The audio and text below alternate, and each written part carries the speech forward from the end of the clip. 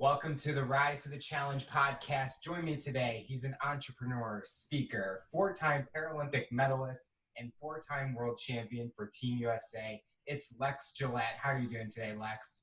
I'm good. How are you? I'm doing good. I'm excited to learn more about your rise to the challenge. First, what we do with all of our guests is we go straight to the beginning. Talk about where you're from and what were you involved in growing up? I am from Raleigh, North Carolina, and as a kid, I was doing your typical kid activities, playing outside with friends, video games, riding bicycles, very much involved in sports as well. So I played recreational baseball. I used to swim. I wouldn't say I swam competitively, but I can totally hold my own and, freestyle and backstroke and things like that.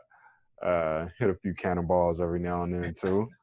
And I want to say around the time I was 8 years old, I started to experience sight loss just randomly out of the blue. So that was a difficult thing to go through. But I eventually went to the doctor, and after a few examinations, I needed to have a an emergency operation because I was suffering from retina detachments, which led to a string of 10 operations that I've had on my eyes to try to fix the issue.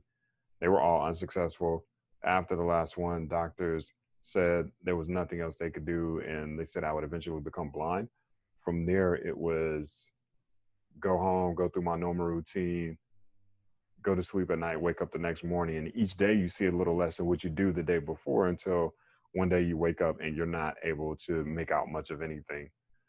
Um, that happens, and it's like it hits you flat in the chest, and it was definitely tough, but had a lot of amazing people, still have a lot of amazing people in my life who helped me overcome that, and hence the podcast. They helped me rise to the challenge.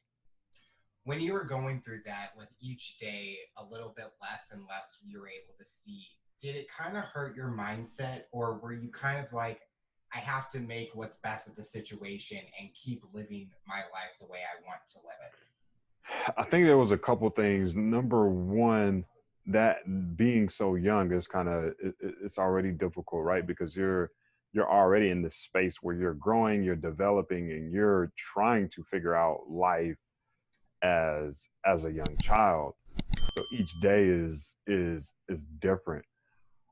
I think that with number two, with those operations, I had 10 in the span of 12 months. So when you think about the first couple, like one, two, three, you go in that situation, you're optimistic. Mm-hmm. All right, the doctors they're going to fix this and everything is going to be okay. When those were unsuccessful, now you move into operation 4, 5, 6, and 7. And I'm still hopeful, but not as much as in the beginning. You've already gone to the operating room so many times, and you're on that table as they roll it from the patient area to that cold operating room. And I mean, there's just so much that you're feeling at that time, and you've dealt with it 5, 6, 7 times. So that optimism is starting to decline. And then I think by the time I got to operation 8, 9, and number 10, I feel like subconsciously I was at that point where, you know what, this might be my new reality. So when the doctor did finally say, okay, you're not going to be able to see again, as tough as it was, somewhere deep down inside, it's kind of like, all right, well, this is life as it is. Let's figure out how to make it happen. And I had acquired that type of outlook and mindset from my mom. Was your mom like a big motivation or inspiration for you? Yeah, yeah. Because I mean, for the longest, it's been her and I. She's a single parent, and we did everything together in Raleigh. take me to the park, and when I would ride my bicycle outside, she was there supervising, and um, she did everything that a great mom is supposed to do. And so to have that support was really huge. And even though it was hard, she was someone I could lean on and get that love and care and advice from, to be able to get through each day. Was there a time where, when you were playing sports and activities, that you might have thought that maybe I can do something with this, like go professional or pursue it even more? Never, never. Um, Prior to, I would say that, like, before I lost my sight, I really loved basketball. So I always felt like if I was able to still see, then maybe I would participate in basketball some way. But um, at that age, I was thinking I would be a lawyer one day, a writer. Eventually, I thought about computers, so my mind was in other places. As you were getting older, were those kind of dream jobs still those options, or did you kind of find a new passion? Once I once I was introduced to sport, that's when everything shifted, and I was like, you know what, maybe I could do something with this. But still, my mom was always a proponent of, I want you to I want you to get your education, because even though you may be able to participate in sports, that's something that you can enjoy it for X number of years, and then at some point it fades away. We all, at some point we are not as fast as we used to be. We don't jump as high, and we don't move as quickly as we did years prior. So you always have to have something to fall back on. So even though I was participating in sports more, and I had gotten, I was getting competitive and I was starting to travel, it was always in the back of my mind that, hey, I need to graduate from high school, I need to graduate from college, and be able to establish some other plans, so that when the whole sports gig is over with, I can transition into to what that next phase of life is going to look like. I think that's always been a huge topic nowadays, where a lot of athletes and maybe even other industries, where they kind of want to pursue that, but they don't have that background. And that's why a lot of people are always pushing, make sure you have that education, because injuries can happen out of nowhere or at any moment. And sometimes it's threatening or career threatening. Yeah. And then you have to rely on that background. So when you were pursuing education, what were you going for and where did you go? I went to East Carolina University in Greenville, North Carolina. Go Pirates! And I started off as a computer science major, and I want to say halfway through my first semester, I did some more researching on the different degrees that were available, and I ended up switching it to something more sports specific. So, recreation management is what I ended up graduating. That's what I got my degree in, and I felt like that better suited me. It involved sports, it involved recreation, and it also involved different things, relative to team building and um, uh, just different exercises and activities that you can employ and have people participate in, so that they can gain a greater sense of what it means to persevere, or what it means to work within a team, or what it means to be courageous, or all of those things. As much as I love sport, I think that sport is a huge communicator when it comes to skills that we all have within us, but just need some sort of activity, or need a person to help pull it out of us. So I got into recreation management, and ended up graduating. And once I had that degree, then I started focusing a lot more on sport for those first, I would say, I don't know, 4, 5, 6 years or so. And then I began to do more of like getting out there and speaking and kind of tapping into that degree and having experiential learning programs and speeches and all of those types of things to be able to, to help, uh, the people who I work with. So during college, when did you kind of find your passion for track and field? I think the passion has started when I was in high school, but it really was solidified when, my first year in college. I remember when I was walking to my dorm room one day and I get this mysterious phone call, my cell phone. I pick it up. It's the United States Olympic Committee at the time, now the United States Olympic and Paralympic Committee.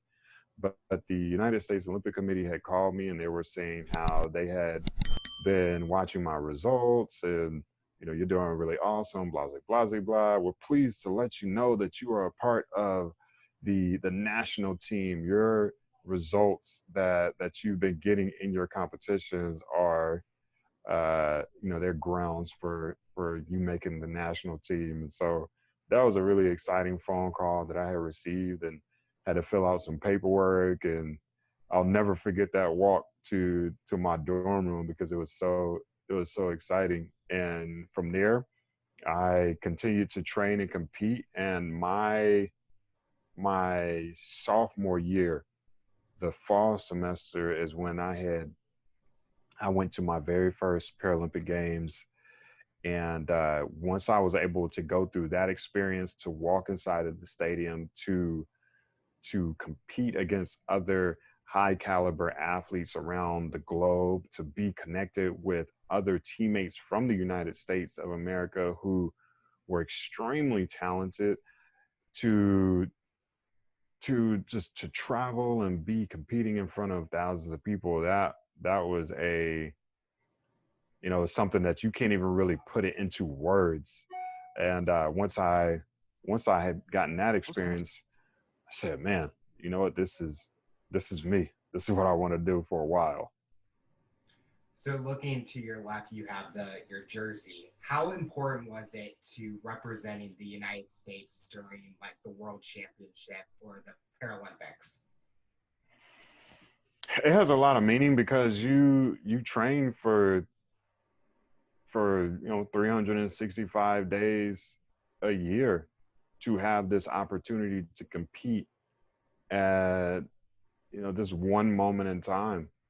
You run that 100-meter race, it's going to last 11 seconds. Yep. You train in the long jump, or you compete in the long jump, and you know if you break it down from a time standpoint, it probably takes, for those 6 attempts that you're granted in the competition, if you add up the time for each individual attempt, it's probably no more than 30 seconds.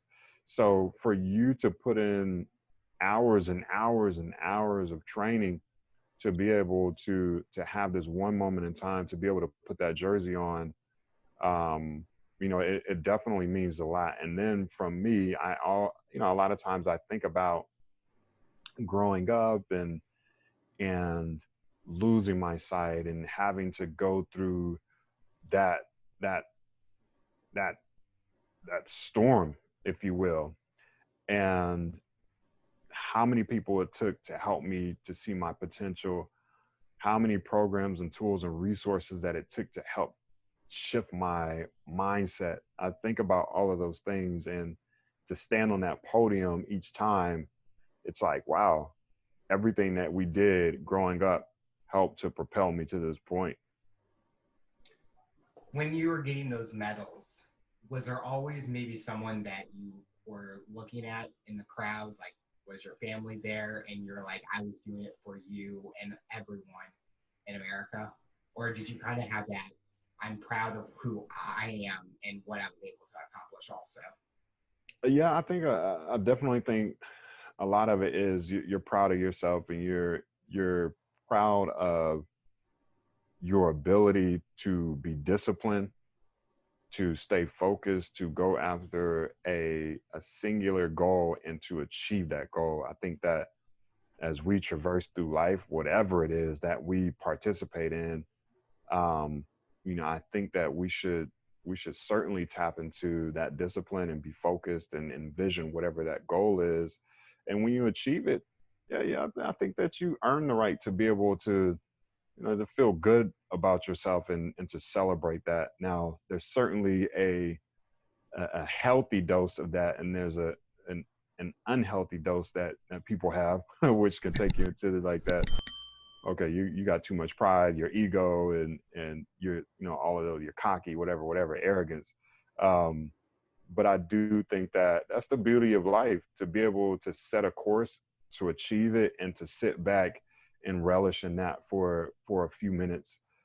But I also think that it is very important to acknowledge the fact that you got there because of someone else. You got there because of someone's wisdom, someone's tutelage, someone's oversight, and for sure, standing on that podium, my mom has been to all of the games that I've competed in, with the exception of Beijing in 2008.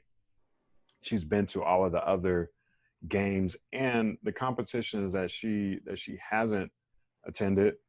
Um, her and a multitude of other people, they live through those experiences vicariously. So even though they may not be in the stands, I know that me being up there was because of them. Um, and I think that when you think about the American public, specifically people who have a disability, I certainly have them in mind as well, because we're viewed a certain way within society. And I think that it is really cool and is important to be a a symbol, a representative of sorts, to be able to show the world what is possible, not only through athletics, but just from a day-to-day lifestyle living type perspective. I mean, people don't look at us as equally as others at times. And as challenging as it is, and as frustrating as it may be, got to keep pushing. Got to keep pushing forward. So I think you totally hit a good note is where how society is and how people aren't treated equally. But there's really no difference between you or I. We're both humans living in this world, living out our dreams every single day. And we're wanting to rise to our own challenge, no matter what we're going through. And yeah, that's the passion I have with this show is we all have stories. We may just have like a bio written to us on like a LinkedIn profile or a website.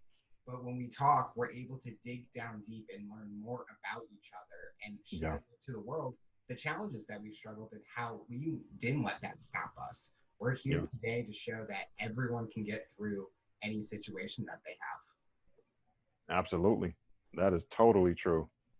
Do you have a favorite like moment, like a championship or an Olympic Games that you went through? Something that stands out to you to this day? Favorite moment. You know what? One of my favorite moments at a competition, 2012, we're in London, England, Paralympic Games. I'm competing in the triple jump. I am on I want to say my fourth attempt, and I am standing on the runway. I'm trying to get myself pumped up. I'm clapping my hands, a certain rhythm. And literally, when I tell you all 80,000 people in the stands started clapping their hands the exact same way, that was one of the coolest experiences to be a part of, because in that moment, you realize that unity is a thing.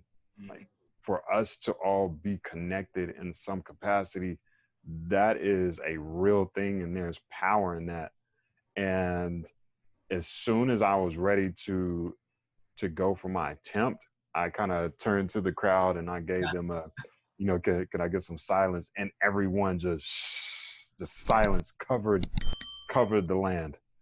And I was able to, when I'm competing in long jump, I have a guide who stands at the takeoff point and he's clapping and yelling. So that gives me that audible reference. So you can imagine if the crowd is yelling and they're clapping, then that creates a barrier of sorts. It can be distracting. So they make sure for the blind athletes to lower the crowd noise so that we can hear our guides. But to have control in that moment in time, that was that's a moment I'll never forget. I could just imagine that 80,000 people, and those. I mean, I remember watching those games. There's so many people, and everyone is doing exactly what you're wanting to them. It's like you are Yeah. the conductor of like a band, and just having that energy. That would feel like for any athlete, that would get you going. Like, and now I got to perform at the highest level, and that's just amazing to hear that. Now, it wasn't maybe just like what you did at the event, but it was just the atmosphere that you enjoyed. Oh yeah. When you are training, talk about the type of training that you do. Because you talked about you do like the 100 meters and then you do like the triple jump. Yeah. Talk about the difference and how you prepare for those events. Yep, that's a good question. So as a blind athlete, there are certain rules that we have to abide by. And for me, since I'm in the totally blind category of Paralympics, it requires two things. One is that I have to run with a guide, so someone who's literally participating alongside of you when you're running a race. They're running directly beside you. And number two, I have to wear a blindfold when I compete. So I actually have the one that I compete in right here. Kind of makes me look like a superhero. I just put the strap above my head, and so I have to wear a blindfold, and that is to create an equal playing field across the board. They don't want anyone to see anything, and you also have to run with the guide. So in the sprint races, they're either on your left hand side or your right hand side, and in a race we're designated two lanes, so Mhm. that gives you ample amount of space to work with in that race. And so your guide is literally they're running beside you, and you use a tether, which a tether kind of puts you in the mind of a lanyard of sorts. Mhm. So if we kind of use this as an example, I would have two fingers in one loop of the lanyard, and then the opposite side, the guide would have two loops or two fingers in that loop. So that keeps you connected when you're running. And from there, it's basically staying in a like a three-legged race type situation, but with your arms. So you want to mirror each other when you're running. So for me, I like to start with my left foot forward, right foot back, which means right arm forward, left arm back. And you want your guide to mirror you. So if my guide is on my right hand side, then he would put his left arm forward, right arm back, right leg forward, left leg back. So when we're running, we're in a fluid, Mhm. a fluid race, a continuous motion. And when you get to races like the 100 meters, for example, I'm pretty sure you're well aware that you need to have a smooth race, because you could lose the 100 meters by a hundredth of a second, a thousandth of a second. So if you're running and you guys are not in sync and you're kind of jockeying for position and all of this, that can slow down your time, and you won't that can be the difference between you getting gold and the difference between you going home empty handed. So the other interesting thing about when we talk about the races specifically, the guide has to allow the athlete to cross the finish line first. Athlete always crosses the line first. If the guide crosses the finish line first, automatic disqualification. Oh, So wow. that's by far one of the most important rules in the sport. So again, if you're on a sprint race, the two of you are going fast as you can, right? Mhm. The guide has to be skilled enough to almost put on the brakes to let this athlete cross the finish line first. But again, that just comes with you practice on a daily basis, Monday through Friday. So the guides develop that type of skill to be able to slow down just a tad to let the athlete cross first. So that's how it looks in the races on the track. Now, if you're on a field event, specifically in the long jump and triple jump, your guide isn't allowed to run with you. They have to stand stationary. So they typically will stand at the takeoff point, the takeoff board that's in the ground, where the officials usually measure your jump from, and they are clapping and yelling, and that gives you that auditory, that audible, so that you can listen and know which direction your guide is where he's standing, and from there you are running as fast as you can, a specific distance that you determine in your training sessions over the months and years that you've been training. And once you get to your appropriate step, you jump and land in the sand. So for me, I take 16 strides when I compete, and that takes me about 115 feet to cover. Mm-hmm. I'm standing at the start point. My guide is standing at the takeoff board. He's clapping and yelling. And literally, when I run, I'm I'm counting in my head those strides. And at this point, we've been working together. My guide and I have been working together for so long. It's almost like muscle memory now. And once I get to the right step, then I jump. But a lot of this, we're able to do this because of Monday through Friday, Monday through Saturday, training together for weeks upon weeks, months upon months, for 4 years in the lead up to that one moment in time. Which event is your favorite?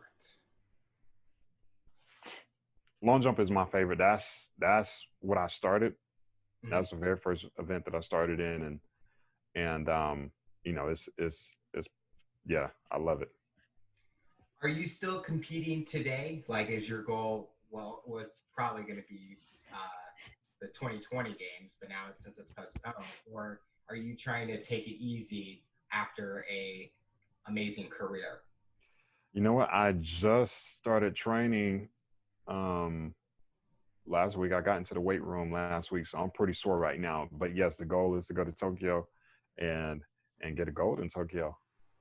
Is there any thought of when will be my last games, or are you kind of that person that we're taking it year by year? That is a question that I have been battling, and I will definitely, I will probably do Paris, which is 2024, and I think from there it'll be a year by year situation.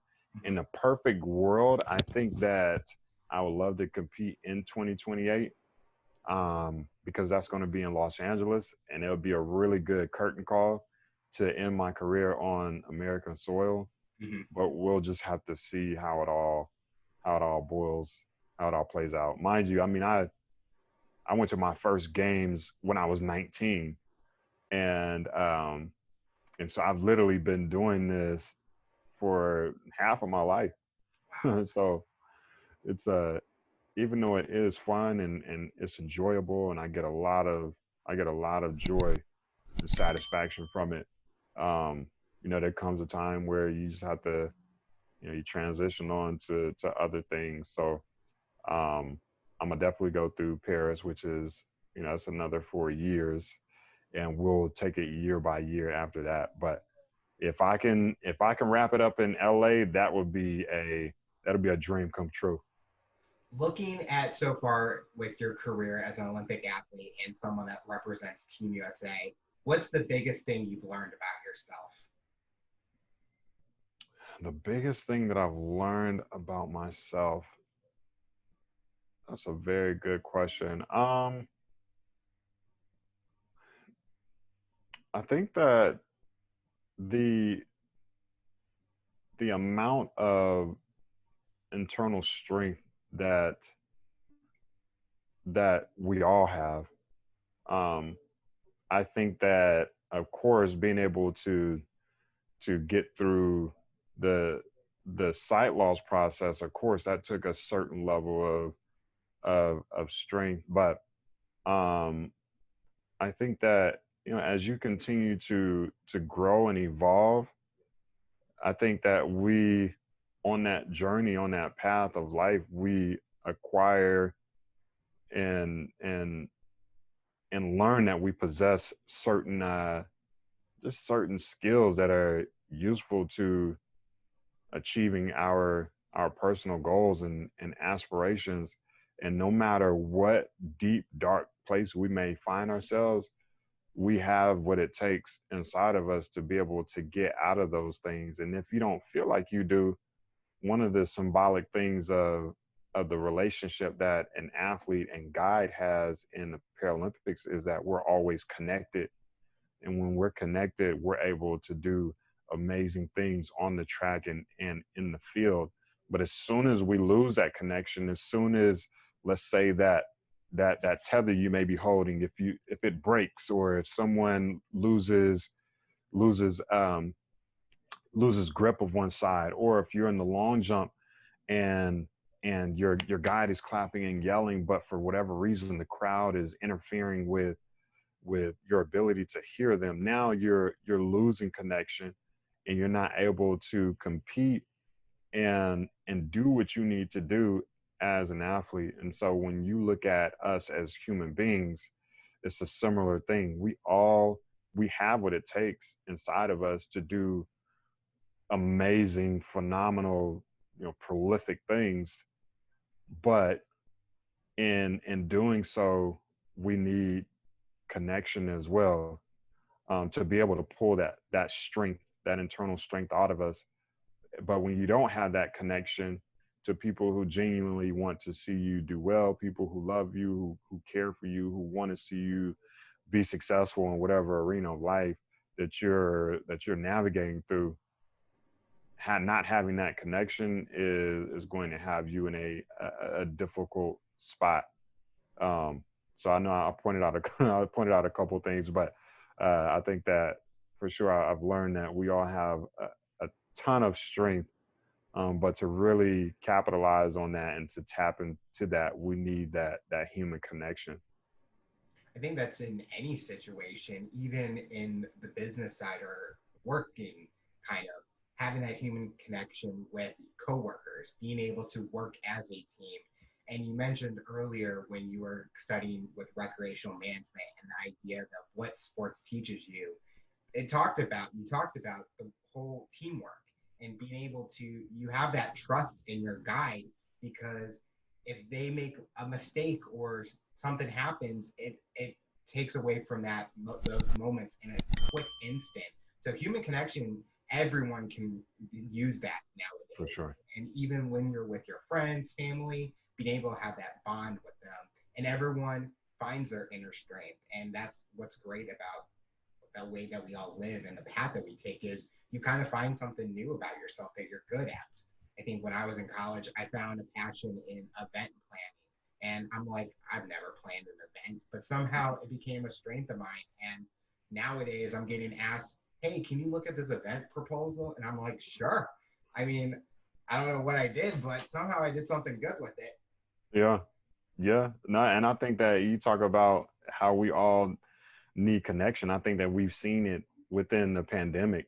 As soon as things started to come down the pipeline, and we had these shelter in place orders and can't go out into the public unless it's for essential needs.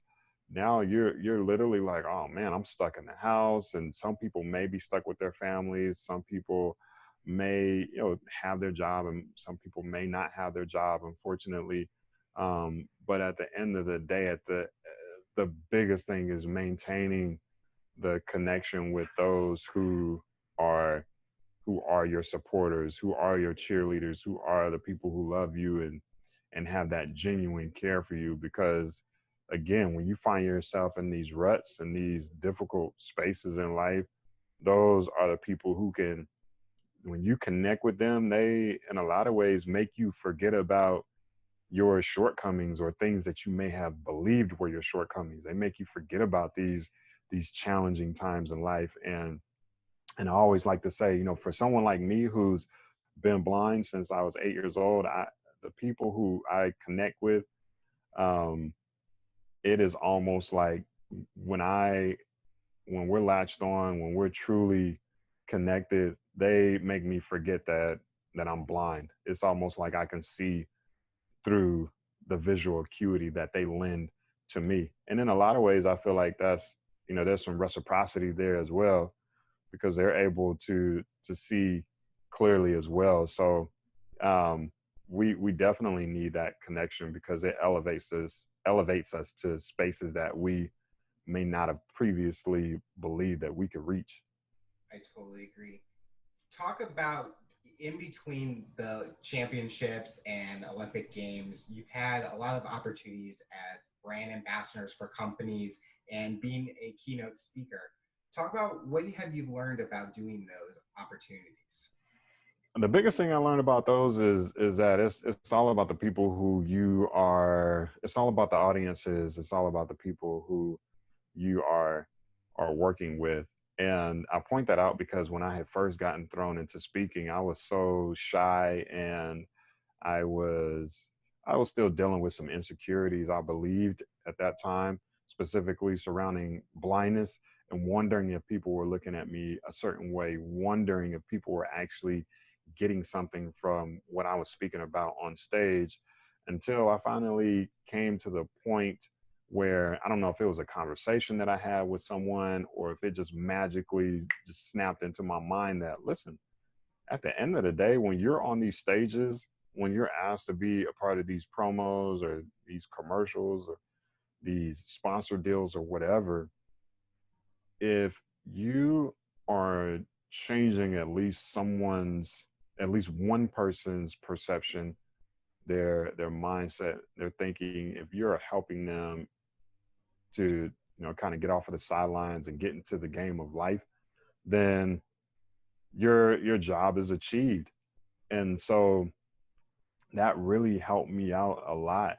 So, those groups that I would sit in front of, I'm now thinking about, okay, well, what from my story can I pull that will resonate with them? What kind of lesson or experience, idea, or thought can I give this person, or these participants, that will help them successfully navigate down whatever road they're wanting to navigate down.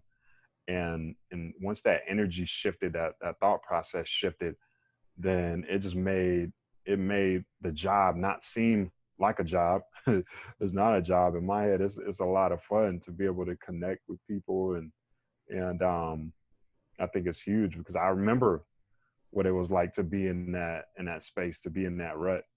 Of course, the elephant in the room, losing my sight, but there's been other things too. At the end of the day, I'm a human as well, and I go through different ups and downs. But to be able to take things specifically from my experiences or experiences that I hear about, and to turn those into teachable moments for audience members, for participants, that is the most important thing. I think with speaking and even doing podcasts is we can always share something, and Yeah, you never know who is listening to these interviews, and something will catch their thought and they're like, wow, yeah, I kind of needed to hear that, or I didn't know, maybe I should try this. And I think something I've learned is definitely from listening to you, and I've enjoyed learning about your story, the human connection. I think a lot of times where we see a lot of negativity, like on social media and stuff, and we have to be able to not be like that, because words hurt people, and we need to be in this stage where we're lifting people up and being very positive. And if you're having these times where you're having negative thoughts about someone, think about, is it really important to have a negative thought about this person and stuff like that? What does the future look like for you? What are you hoping to accomplish? We talked about your goal is to go is the Olympics, and with Paris 2024 and Los Angeles 2028. But personally and professionally, what other goals are you looking forward to? I'm looking forward to. So I wrote a book last year, released that in April, and it's called Fly: Find Your Own Wings and Soar Above Life's Challenges. And you can find it on Amazon, Barnes and Noble, a lot of the major bookstores. But I want to write some more. I think there's more information to be shared. To your point, you talk about podcasts, you think about books, you think about like learning modules, and all of these different mechanisms that we can use to share information and share knowledge. And I certainly want to take everything that I've learned and just exhaust it from my mind and get it out there. um, I think that there's certainly, to your point again, people hear something, they read something, they experience something, and it could totally change the trajectory of how they maneuver and view life.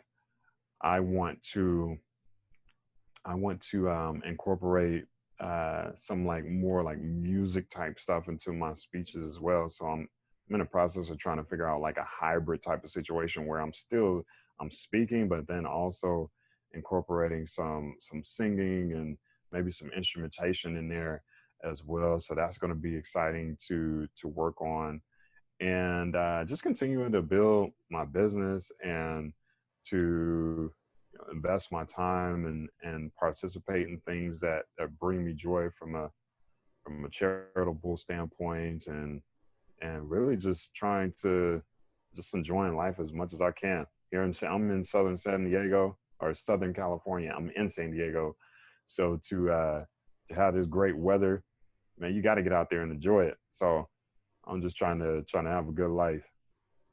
So, Lex, you're telling me the next time I hear you speak, it's going to be like a mini concert, also. Man, it might be. It might be. You're going to have a #1 hit on the Billboard's charts and all. We go see. So, the final question I'll ask you is, for someone that's listening to this interview, what tips or advice would you give them to overcome their challenges, accomplish their goals, and rise to their challenge?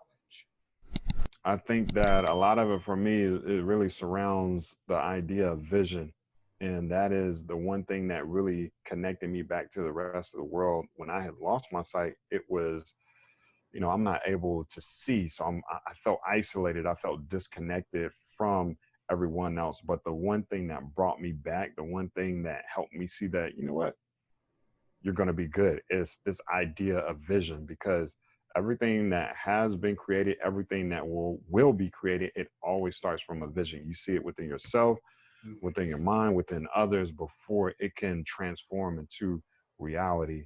And when you move to number two, so number one, you need that vision. Number two is understanding that if it is a true vision, then it is something that has the ability to transform thinking, transform cultures. It can improve the world. It's not for any singular person. It's not for one human being. Excuse me. And then number three, get the understand that you can't do it alone. If it is something that is meant to change the trajectory of the society that we live in, and how we operate in life, then it requires other people. It requires different perspectives. 5, 10 people sitting at the table sharing ideas, perspectives, sharing information is much more conducive to changing the world versus having one person at the table thinking alone. When we can get multiple perspectives and multiple backgrounds and cultures and ideas and thoughts to the table, then you are, in words that I like to use, you are improving the visual acuity.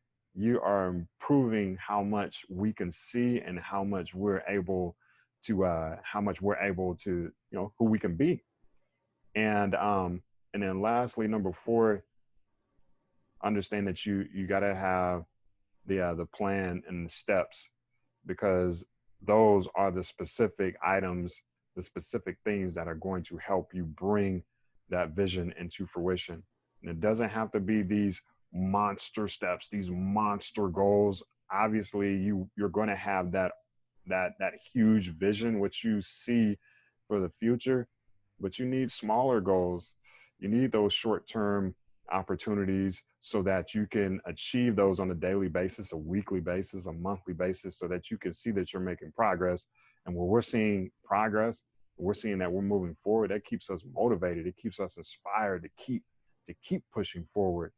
And the next thing you know, as you continue to follow down that path, down that plan that you've set, the plan that you and those 5, 10, 20, 50, 100 people that one that you all have invested your time and energy into, that vision that vision that was in the boundaries of your skull at one point, then that thing can be in the boundaries of spread within the boundaries of the United States. It can be spread within the boundaries of this globe that we live in.